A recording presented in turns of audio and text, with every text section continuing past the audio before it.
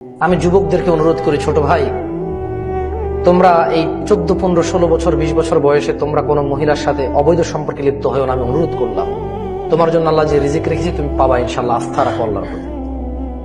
আমি যুবতী আমার বোনদেরকে বলতে চাই, বোন, তুমি এই ছেলেদের সাথে তোমার চরিত্র নষ্ট করিও না।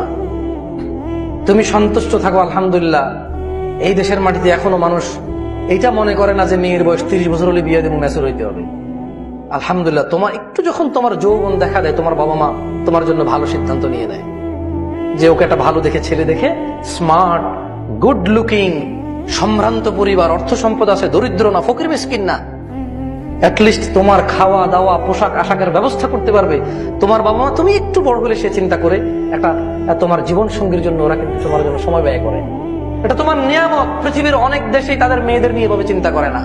আলহামদুলিল্লাহ, বাংলাদেশে তোমার জন্ম, এই দেশে তোমার জন্ম হতে তোমার জন্য এটা অনেক বড় নিয়ামত যে তোমার পিতামাতা তুমি একটু বড় হলেই তোমার জন্য জীবন সঙ্গীর একটা উত্তম ব্যবস্থার পরিকল্পনা করে। তারপর নিজ নিজ ক্ষমতা, নিজ নিজ চয়েস অনুযায়ী তারা চেষ্টা করে তোমার জন্য ভালো একটা ব্যবস্থা করতে। তুমি তোমার পিতামাতার প্রতি কৃতজ্ঞ থাকো। বোন, তুমি অবৈধ সম্পর্কে আসিও না। আকুলু কওলি হাযা ওয়াস্তাগফিরুল্লাহ লি ওয়া লিসাইরিল মুসলিমিনা ওয়াল মুমিনিন ফাস্তাগফিরুহু ইন্নাহু হুয়াল গফুরুর রহিম। সবাই ইস্তিগফার করেন।